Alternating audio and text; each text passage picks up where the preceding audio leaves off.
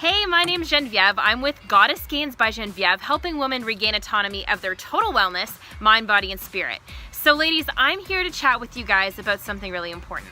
You want it, you crave it, you do everything for it, fat loss. But I mean, are you really being effective in your fat loss journey? You might try all these different fad workouts, these fad diets, but is it effective and is it good for your body? So bear with me, I'm gonna walk you through the top 5 tips for effective workouts for lasting results for fat loss. All right, before we get started, I have to address something. It's something that is a common belief in the fitness world or in the general public. Cardio equals fat loss. Guys, it's not necessarily the truth. If it's not scheduled properly, if it's not done effectively, it can actually add to the retention of some of that adipose fat, which is that fat that you see, those muffin tops, the one that you can pinch. So let's walk through some ways and dispel some myths about cardio, and as well as strength training and other ways that are more effective. The beach is that way, right? If I lift weights, I'm just gonna get super bulky. Let's just agree that that statement is completely ridiculous. Unless you have as much testosterone as a man, you're never gonna look like Arnold. Strength and resistance training, which is number 1 on here, is the most effective way to build lean muscle mass and to change your overall body composition. All right, so if you're going to be on a treadmill for 45 minutes doing steady state cardio, it seems like you're gonna burn the most amount of fat if you're doing a long interval like that. But what actually is happening is you're using minimal exertion, which means that you're using your stored glycogen first as well as your blood glucose, and your energy source is not going to be burning down and breaking down those fat cells first. So that adipose fat that I had mentioned, those muffin tops, it's gonna be a lot less effective to burn through and break down those fatty acids simply by doing something that has little to no exertion level. Here's an important fact for you to know. Your metabolism is made up 70% of your muscle mass.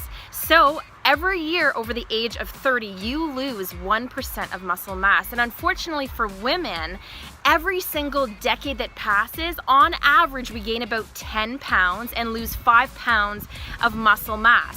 So resistance and strength training is really critical to keep that metabolism up. So instead of opting on going on that treadmill for 45 minutes, let's do strength and resistance training for less amount of time, but be more effective in building lean muscle mass. All right, number 2 is HIIT. HIIT stands for high intensity interval training. Now, a lot of people associate this just with sprints combined with jogging, but you can really do any sort of exercise in a HIIT format. Let me give you an example. You can do 30 seconds of sprinting followed by 30 seconds of walking, or you can do 20 seconds of maybe bodyweight squats, plank, any sort of strength resistance training, followed by 10 seconds of rest. So this is called a Tabata format, and you can do multiple rounds of that. High intensity interval training is fantastic, and it's great for busy ladies and moms especially, because you can get an effective workout done in a lesser amount of time than those steady states and those long periods of cardio. So if you're looking for something a little bit more intense, definitely go to high intensity interval training. Number 3 is fasted cardio. Now you might be going, Jen, at the beginning of this, you told me cardio is not the way to go.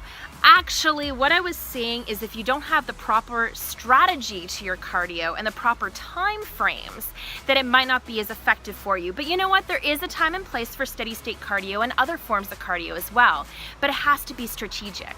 So to really understand how fasted cardio can be effective for you, you need to understand the concept of fasted and fed. It's not just running on an empty stomach.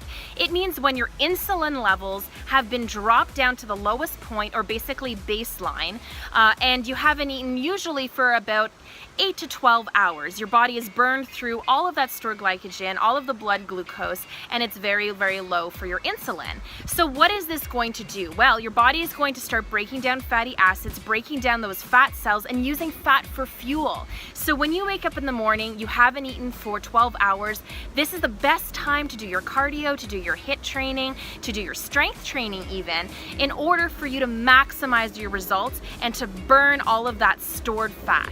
CATECHOLAMINE. You don't need to know how to say the word, but you do need to know what it is. Basically, these are chemicals in your body that help to break down your fatty acids and attack that adipose fat and the internal fat, which is really the stuff that we want to get rid of at the end of the day. How do we get these little chemicals to work best for us? Well, they are transported through our bloodstream. So to increase blood flow, we need to be in a fasted state. When you're in a fed state, your insulin is going to be higher, meaning you're not going to get as much blood to your visceral areas. So fasted cardio, fasted high intensity intervals is the way to destroy those fat cells. Number 4, and often overlooked, is syncing your workouts with your cycle. Yes, your hormones play an integral role in your success, and a lot of people overlook it and work themselves a little too hard during different parts of their cycle. So if we focus on the types of exercises that can make us more productive, then we're gonna get better, long-lasting results. On days 1 through 7 of your cycle, just when your period is underway, you're probably not going to feel like working out, but it's a great time to do some low impact exercises like yoga, walking, and even swimming. Yes, swimming. Drink a lot more water during this time. You're going to start to see a surge in your estrogen, progesterone, and your testosterone. So fight through it. It's a great time to do those low impact exercises. Time to amp it up during days 8 through 14. Your energy is going to spike. All of your hormones are going to be in alignment, and it's actually been proven that the first half of the cycle is when you can burn the most fat. So your high intensity training, your classes, your boot camps, CrossFit, all of those high intensity training, this is the time to do it. You're going to feel great, so make sure you go out and attack those workouts. Days 15 through 21. Yep, you are going to see a little dip in estrogen, so your energy is going to go down. Those high intensity things may not be right for you, but more floor-based exercises are going to work out really well. Your stamina will actually be a lot higher, so fight through it. Do some cycling, some running, some a little bit lower intensity stuff, maybe even some Pilates, and you're really going to see great results. We've hit those final 7 days, days 22 to 28, maybe even up to 30.